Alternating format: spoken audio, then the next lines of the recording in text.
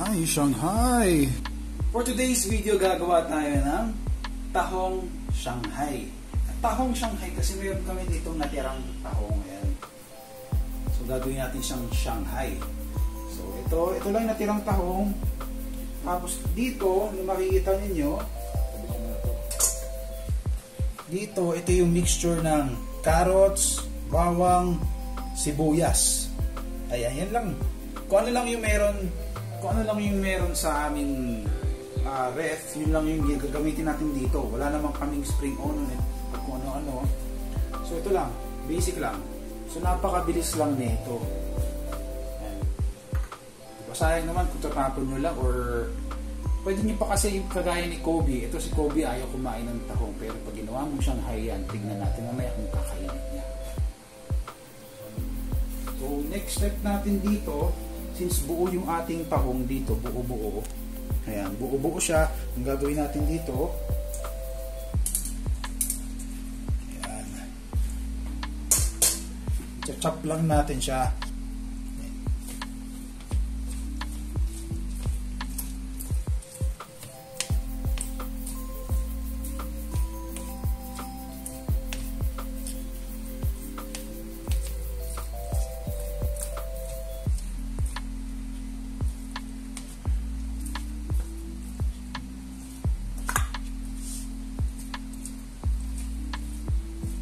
O ganyan lang yung gagawin natin, hindi masyado yung nag-grind para at least may chunky siya pag kinagat mo.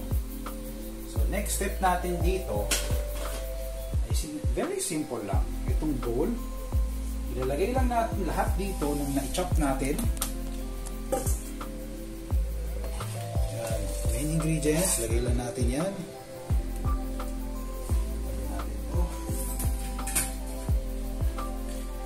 Tapos itong carrots. Maybe carrots. Carrots, onion, garlic.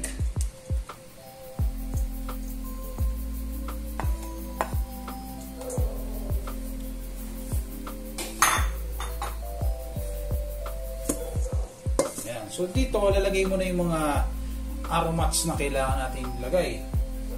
Cornstarch, ayan, siguro kayo dalawa o tatlo, nasa sa inyo.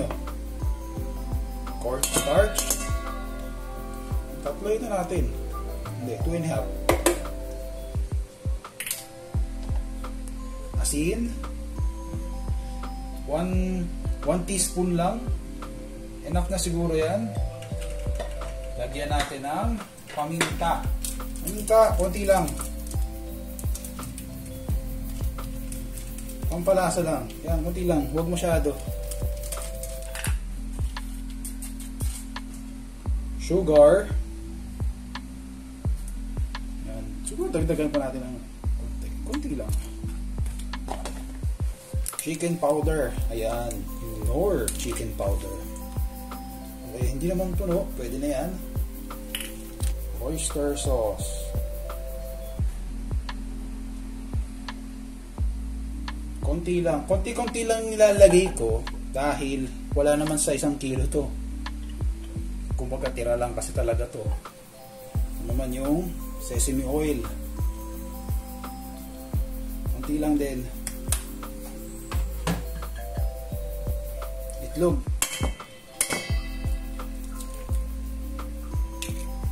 Tapos, kakamayin lang natin doon since kami lang naman ang nasa bahay.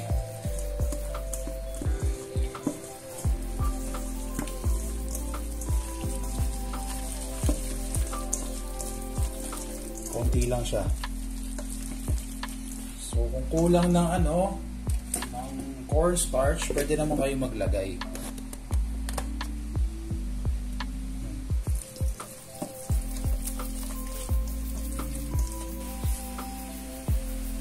Halutin natin to. Ayan. Medyo okay na kahit paano to. No? Ang pagkakamali ko lang dito, siguro kasi hindi ko tinanggal yung excess water ng tahong. So pag gagawa kayo, tanggalin yung excess water ng tahong. Tapos nilagyan ko lang din ito ng dinagdagan ko lang ng flour tsaka cornstarch para remedyo dahil masyadong matubig. Hanggang ngayon matubig pa rin siya eh. Pero okay lang kasi babalutin naman yan.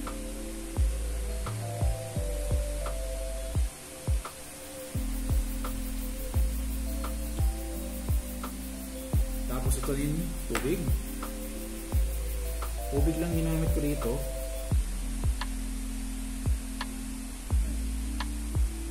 Okay pa rin siya. Check natin mamaya pagka naluto. Gawin muna natin to hanggang sa maubos to.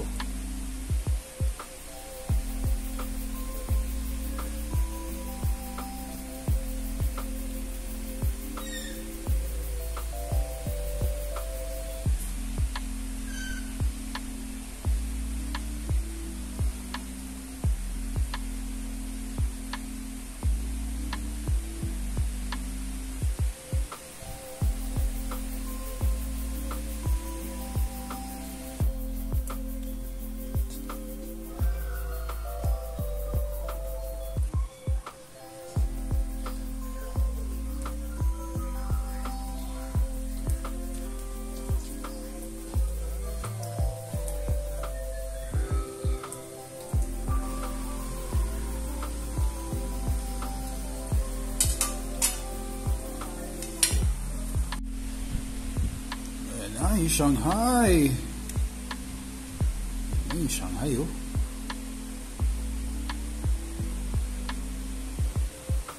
Wow, tingnan nyo naman. Ang laki niya. Galing sa tira. Okay. Yan, meron pa naman dito. Konti lang.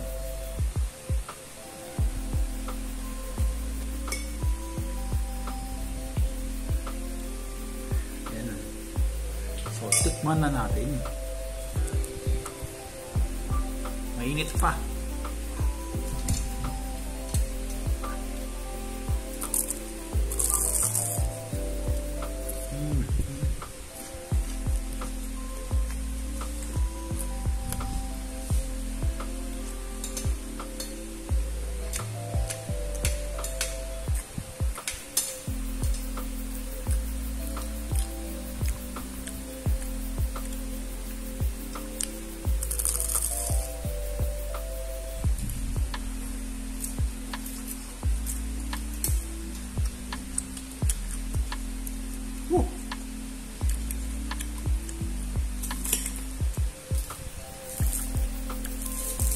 Lasa ko pa rin yung tahong.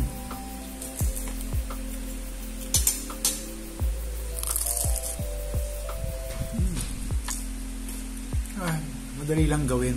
Ang importante lang dito, tanggalin mo yung tubig o yung sabaw ng tahong para mas madali ang kayo. Kasi yung ginawa ko dito, kaya medyo na-mold ko siya ng konti lang. Gaya nakikita nyo dito, medyo madami na yung flour, cornstarch na nilagay ko. Kasi nga matubig. Pero, sarap pa rin.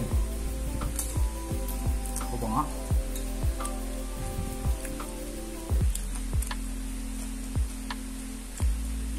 Bali na yung tahong na hindi na makakain sana. Kasi itong tahong na tinira ko dito, para kaya dila lang yun. Ito sa usawa nilagay ko ketchup tsaka mayo lang. Pwede naman kayo eh, ketchup, pwede naman. Suka, pwede rin, mas okay yun. Kasi partner diba, diba? Suka tsaka tahong.